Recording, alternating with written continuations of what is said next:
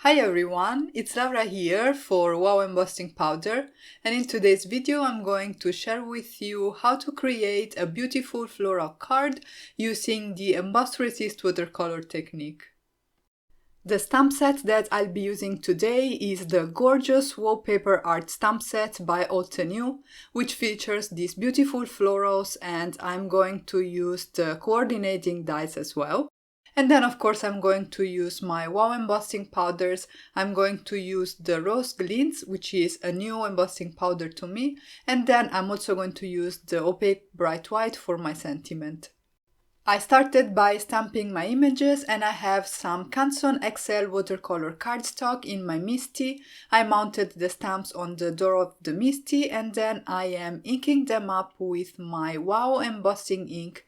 This is a clear sticky ink so that when I go ahead and I coat my images with embossing powder, the powder will stick to those areas. The embossing powder that I'll be using today, as I mentioned, is the Wow Rose Glintz Embossing Powder, which is absolutely gorgeous. It's nice and shiny and I love the color. I'm using my heat gun by Wow to melt the embossing powder, and I'm using it on the higher setting. This is a dual speed heat tool, and then because I didn't stamp the images correctly, I'm using my embossing pen to fix those areas and create the details that were missing. At this point I can coat those areas again with the same Rose Glintz embossing powder and heat set it with my heat gun, and it will look like I had the perfect stamping from the get-go. I decided to do some watercoloring today, and for that I'm using my Altenew watercolor palette.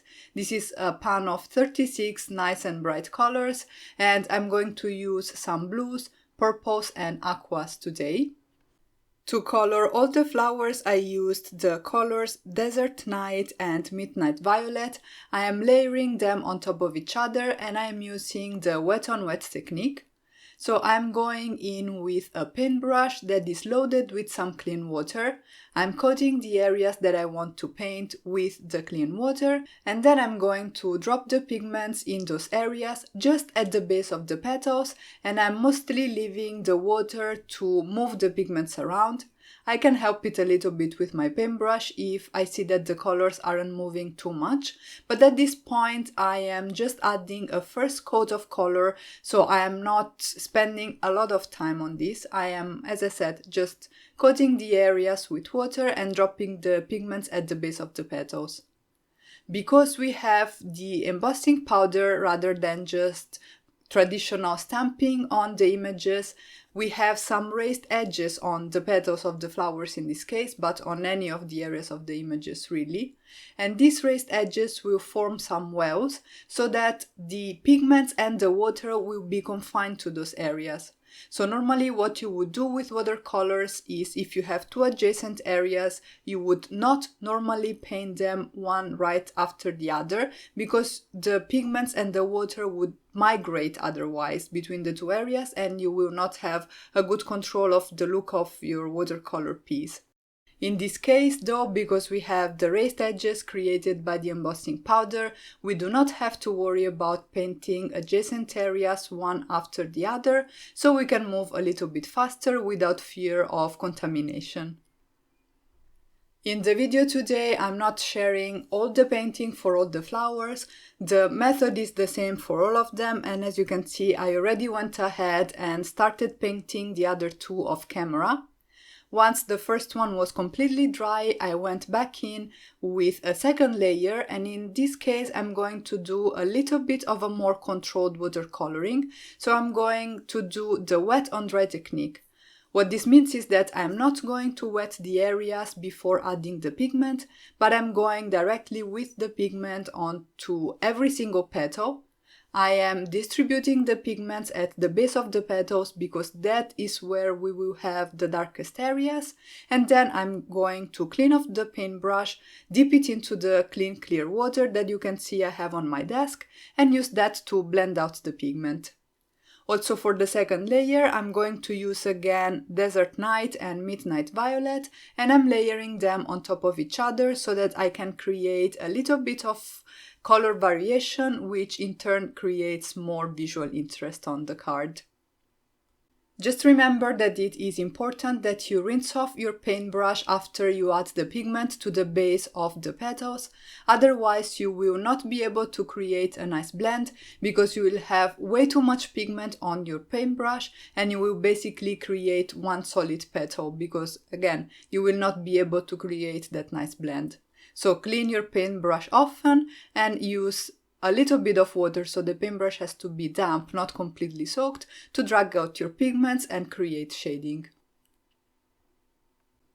Off camera, I went ahead and added the second layer of paint to the two flowers at the bottom of the sheet, and then I went ahead and started painting the leaves. I'm going back to my wet on wet techniques for the leaves, so I am wetting them with some almost clean water before going in with my pigments. I'm using Desert Night at the base of the leaves and then I'm adding a little bit of Mountain Mist, which is kind of a mint green, in the centers. I'm using Desert Night because that is the same blue that I have on my leaves, and having the same shade of blue in both the leaves and the flowers is going to give a bit of a more cohesive look to the whole piece. I also wanted to draw your attention to the fact that I am aware that my clean water is not so clean anymore, but the pigments are diluted enough that when I add it to my paper, it doesn't really have any color to it. But, you know, the proper way to do it, or the safer way to do it, would be to just use some completely clean water. Also in this case, I'm adding a second layer to intensify the contrast and smoothen out the look of my watercolor a little bit more. And then once this step was done and everything was completely dry, I moved on and die cut everything with the coordinating dies to the Wallpaper art stamp set by Altenew. I also did some more die cutting off camera. I cut some more Canson XL watercolor cardstock using the rectangle die in the Studio Katia Darling Ribbon and Dotted Frames dies. It got a little bit stained from my cutting plates, so I'm using my Tombow Mono eraser to remove the smudges. I also die cut some black cardstock using the Dotted Patterns Set 1 dies, also by Studio Katia, and then I created this frame out of some white cardstock using the Dotted Square Frame die, again by Studio Katia. I wanted to turn the frame into a metallic frame with the same shade as my images, so what I did is I tapped my embossing ink pad directly onto the frame so that I would release some ink and coat it with embossing ink. I then coated everything with my Rose Glintz Embossing Powder by Wow and heat set the embossing powder with my heat gun. In order to get a nice and thick frame, I repeated the whole process a second time. The only thing you need to be careful about is to wait for your embossing powder to be completely cool before you go ahead and ink it up again. I also decided that I wanted to add some shimmer to this black panel, so I started by adding some droplets with my Spectrum Noir sparkle ink in the color Pink Champagne. The color of the ink will not really show through, so this is like adding clear sparkle for all intents and purposes. When you use black cardstock, it's not the same on white obviously, but on dark cardstock you will only see the sparkle. And for this reason I decided to use my metallic ink pots, also by Spectrum Noir. These have some pigments, so they will show on dark cardstock. And to get the shade similar to my Rose Glintz Embossing Powder, I mixed two colors, and these are Antique Bronze and Burnished Copper. I then moved on and started adhering everything. I used this glue by Thermoweb with a fine tip applicator to add some adhesive behind this thin frame so that I could adhere it to my watercolor cardstock background. Now, the process at this point is a little bit backwards because I will decide at the end that I want a black frame all around my card. So if you are following this tutorial and want to make the card the same as I did, the best thing to do is to add your black frame at this stage because it's going to be easiest. I didn't, because I didn't know at this point that I was going to want one. So the next step was to arrange the flowers on my card. And one thing that you can do is to use press and seal at this point. You will press it onto your florals, you can then pick them all up and they will stay as you arrange them. I don't have that product, but another great thing you can do is use washi tape, or in my case I used purple tape.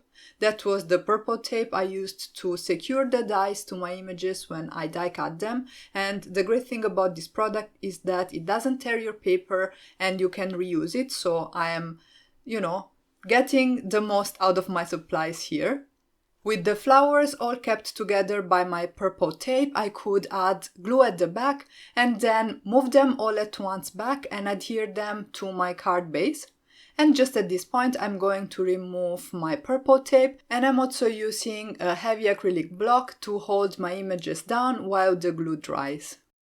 This is the stage at which I decided that I wanted a black frame around my card front. You can see there is an attempt at creating one with a marker. It didn't work very nicely, it wasn't very precise, so what I did is I die cut some black cardstock using the larger rectangle die that I used for my card base, as well as the die that I used for the frame. This would be the Darling Ribbon and Dotted Frames dies and the Dotted Square Frame die by Studio Katia. I obtained this black frame and I glued it around my card base, and I really like the look this way. I decided to add a little bit of extra detail to this black panel, so I'm adding some dots in different sizes using a Sakura Jelly Roll pen in the size 10. And lastly, I heat embossed my sentiment with white embossing powder by Wow over a strip of black cardstock.